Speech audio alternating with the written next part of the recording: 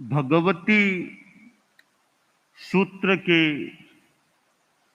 16वें शतक के प्रथम उद्देशक में कहा गया है,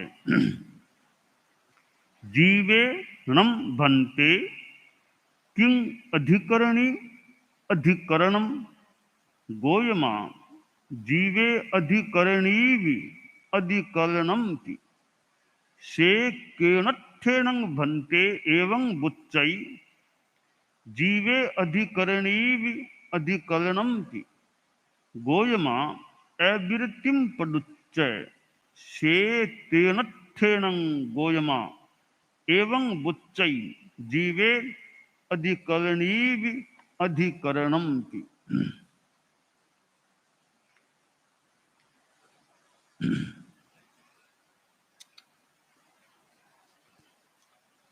भगवती सूत्र में इस 16वें शतक के प्रथम उद्देशक में प्रश्न किया गया है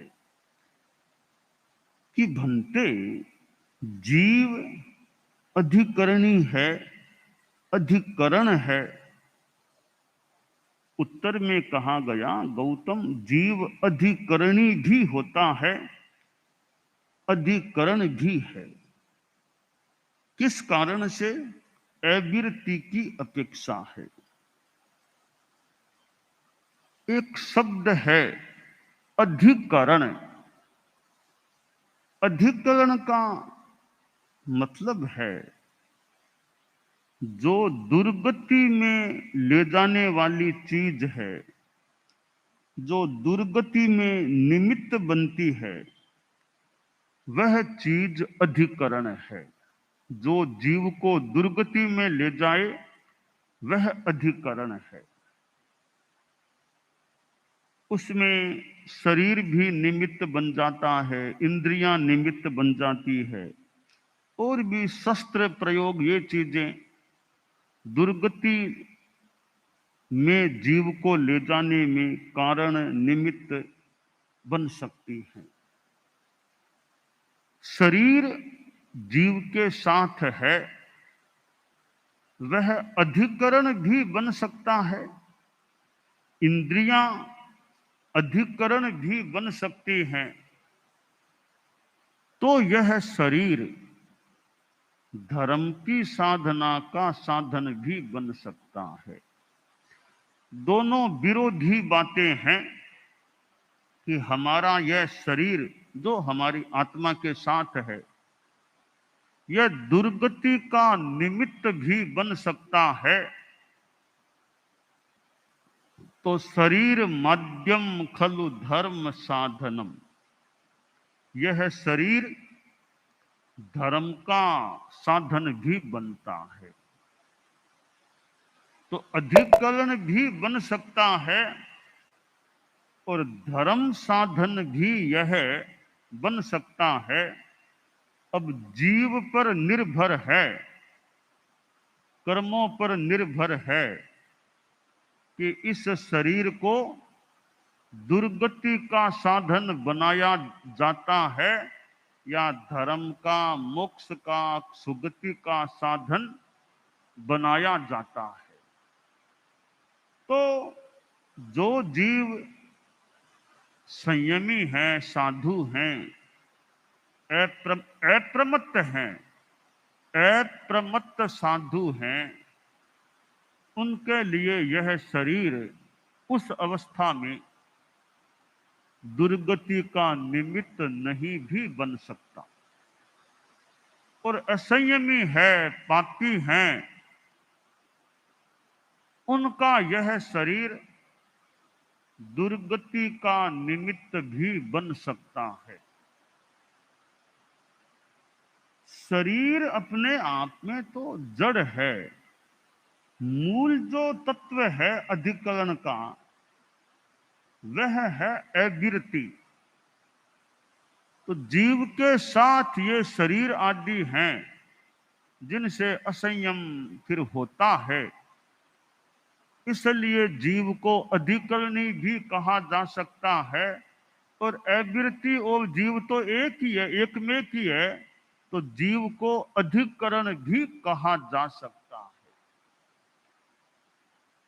यह अविरति एक ऐसा तत्व है जो अधिकरण बन जाता है।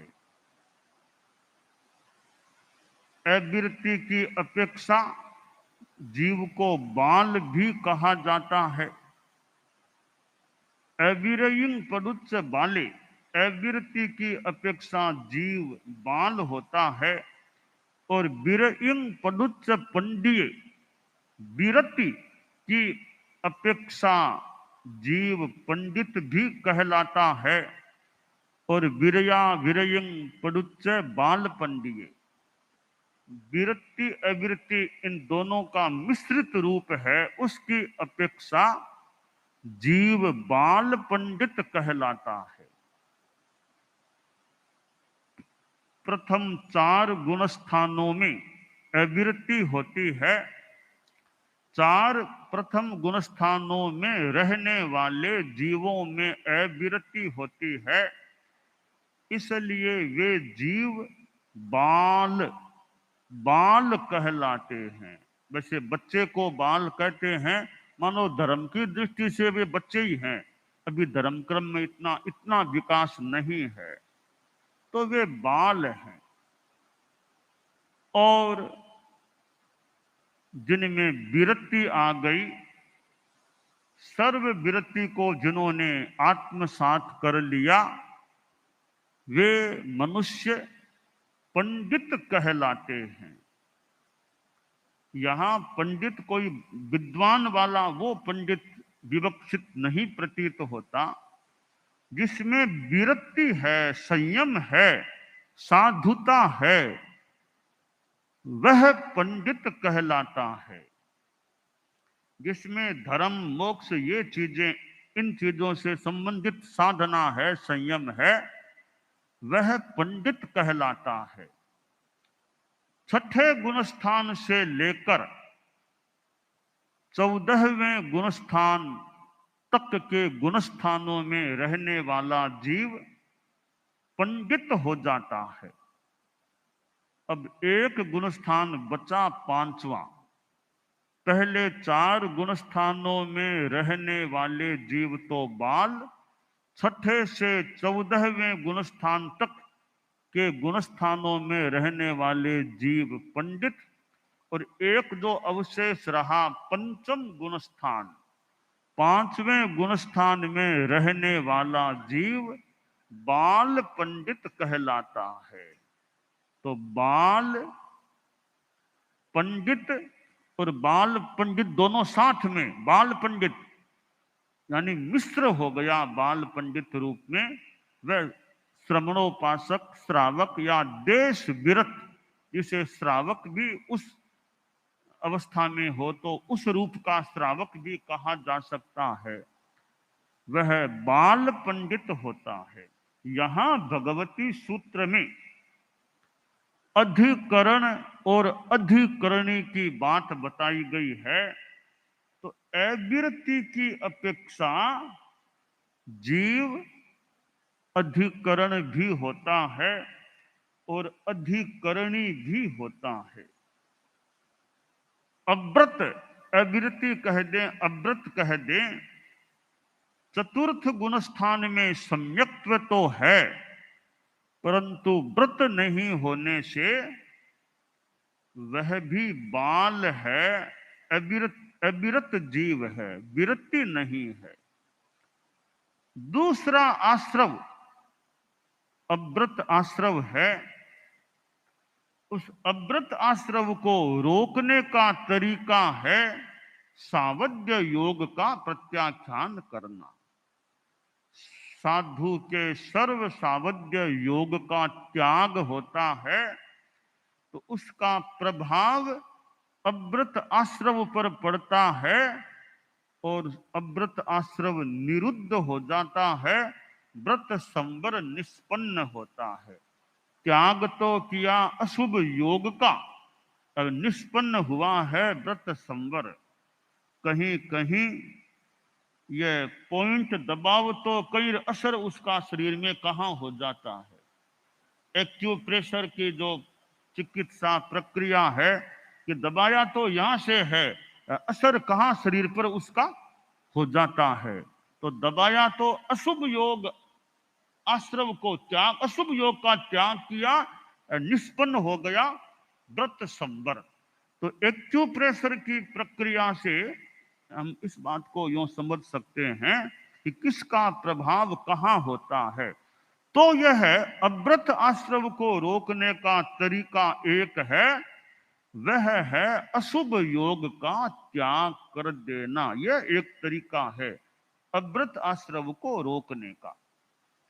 साधु के तो व्रत संवर पूर्ण रूपेण होता है। गृहस्थ है जो छठे गुणस्थान से नीचे है, पूर्ण रूपेण व्रत संवर नहीं होता। सम्यक्त्व है और साथ में फिर त्याग भी है। जितना जितना अशुभ योग का त्याग है, उतना उतना वो देशतः व्रत संवर गृहस्थ के यानी पंचम गुणस्थान वर्ती जीव के निष्पन्न हो सकता है, होता है। तो यह अधिकरण और अधिकरणी, जीव अधिकरण भी है, अधिकरणी भी है। इस अधिकरण को खत्म करने के लिए त्याग जितना किया जाए, अशुभ योग से बचा जाए, तो उतना उतना मानव जीव को अधिकरण अधिकरणी बनने से बचाया जा सकता है। गृहस्थ त्याग करता रहे, जैसे 14 नियम चितालने की बात है कि रोज का रोज त्याग करो, वह भी अव्रत को एक कम करने का उपाय है। 12 व्रतों को स्वीकार करना अव्रत को कम करने का एक उपाय है। सुमंगल साधना को स्वीकार करना उस अव्रत को, अविरति को कम करने का और कम करने का एक उपाय हो जाता है।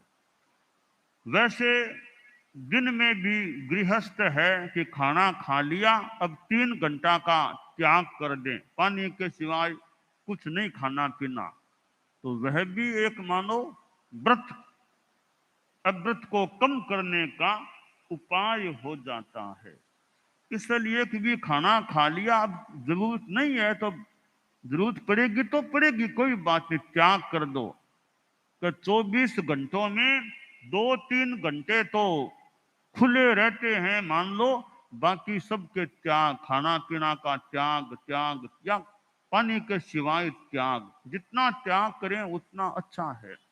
तो भगवती सूत्र में जीव को अधिकरण और अधिकरणी बताया गया है।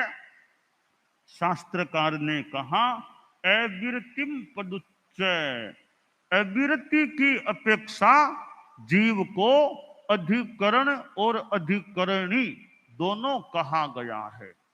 तो यह अविरति को कम करने की बात है, भीतर की आशा वांछा लालसा न रहे। कोई यह भी मान लो खुश कह दे कि भाई मैं यह काम करता तो हूं नहीं, फिर त्याग करने का क्या मतलब है, क्या अपेक्षा है। यह भी एक बात वैसे तो कही जा सकती है, परंतु त्याग होने से एक कई बार बड़ा अंतर भी आ सकता है कि जैसे किसी के सचित्त पानी पीने का त्याग है। अब सचित्त पानी पीने का त्याग है तो दुनिया भर का जितना भी सचित्त पानी है तो उसका उपयोग वह पीने में नहीं कर पाएगा। सचित्त पानी पीने का त्याग है। आप मान लो कहीं यात्रा में चले गए, अब अचित्त पानी है नहीं, तो सचित्त पानी तो बहुत पड़ा है, आप उसको नहीं पिएंगे तो मानो कितने अपकाय के जीवों को आपने अभय दान दे रखा है कि सचित्त पानी है, उसका उपयोग मैं नहीं कर सकता। वो जीव निश्चिंत रहो, मैं नहीं पीऊंगा इस पानी को। तो त्याग का अपना असर है। खुला है, इच्छा हो गई, अब भोजन तो कर लिया, अब और खाने पीने का त्याग नहीं है। 11 बजे मान लो खाना खा लिया आपने, आगे का त्याग तो है नहीं। आप कमरे में गए 2 बजे कि थोड़ी सुपारी तो खा लूं, थोड़ी चूरी खा लूं, थोड़ा खाटा खा लूं, आप लेके खा सकते हैं, क्योंकि त्याग तो है नहीं। आप अंदर गए, इच्छा हो गई कोई चीज, कोई थोड़ी मिठाई खा लूं, खा सकते। त्याग है 11 बजे खाना पूरा हो गया, अब 4 या 5 बजे तक तीनों आरों का त्याग है। फिर आप कहीं जाओ कहीं रहो तो कोई भी चीज ऐसे खा नहीं सकते। तो त्याग का यह फल है कि खुला खुला है, बंद बंद है, बद्ध बद्ध है। तो त्याग होने से एक सीमा हो जाती है, बंद हो जाता है आदमी। फिर वह अपने नियम के अनुसार, संकल्प के अनुसार कोई चीज खा नहीं सकता। और खुद के दिमाग में भी वो भाव, अभी मेरे त्याग है, मुझे नहीं खाना नहीं खाना, यह भीतर का जो भाव बनता है वो मानो अमृत के विलय का द्योतक है, उतनी मात्रा में अमृत के नाश का द्योतक है कि मुझे त्याग है, मेरे त्याग है। इसलिए त्याग करने से वो भीतर की मानो आशा वांछा पर नियंत्रण हो जाता है। अब सामायिक ले ली, एक मूर्त का कालमान है सामायिक का। अब सामायिक में है तो सीमा हो गई। अब आपको न कोई सांसारिक ऐसे काम करना, न झूठ बोलना, न हिंसा में प्रवृत्त होना, न चोरी करना, न गुस्सा करना, न लड़ाई झगड़ा करना, कितने पापों से बचाव हो गया, क्योंकि सामायिक है, त्याग है सावध्य योग का। इसलिए उससे पाप की प्रवृत्ति से इतना बचाव हो गया। अगर सामायिक न होती, मान लो आप यहां बैठे हैं, आपके सामायिक नहीं है, और आपके लड़के का फोन आ गया कि पिताजी आ जाओ, कोई ग्राहक आए हैं, कुछ व्यावसायिक बात करनी है, आप आ जाओ, एक बार कोई निर्णय करना है व्यवसाय संबंधी, आपके सामायिक नहीं है, तो आप सोच सकेंगे कोई बात नहीं, फोन आ गया, चलें चलें दुकान चलें। आप यहां से उठ करके दुकान भी जा सकते हैं। पर आपके सामायिक है, तब आप सोचेंगे भी सामायिक में तो नहीं जाऊंगा, सामायिक आने के बाद देखता हूं। तो आप यहीं रह गए। यानी ये संयम त्याग था, तो उस सावध्य काम से आप बच गए। तो ये त्याग का फल है। त्याग होने से आदमी सावध्य क्रिया से, पापकारी प्रवृत्ति से इस प्रकार बच सकता है। आपने मान लो त्याग कर दिया कि मैं भारत के बाहर नहीं जाऊंगा, भारत के बाहर की यात्रा नहीं करूंगा। अब त्याग है आपके, तो आप मान लो भी कोई जाओ, मैं तो भी नहीं जाऊंगा। त्याग नहीं है तो आपके पोते ने कह दिया दादाजी एक बार मैं विदेश में रहता हूं, आप मेरे वहां आओ, अमेरिका आओ, लंदन आओ। ये पोते ने कह दिया तो एक यात्रा कर लेते हैं। क्यों यात्रा करने का मन हो गया? कि त्याग नहीं है, आप किसी के कहने से, मनुहार के कारण आप विदेश भी जा सकते। त्याग है, आप बोलेंगे भी मेरे तो त्याग किया हुआ है, मैं तो भारत के बाहर नहीं जा सकता, तुम भले मेरे पास रह जाओ टाइम हो तो, मैं तो वहां नहीं आ सकता। तो त्याग होने से आदमी के भीतर में एक भाव बनता है, वो विरक्ति का भाव बनता है कि मुझे वो काम नहीं करना है। तो भगवती सूत्र में कहा गया है कि जीव अधिकरण है, अधिकरणी भी है। वो अवृत्ति की अपेक्षा अधिकरण है और अवृत्ति की अपेक्षा अधिकरणी होता है।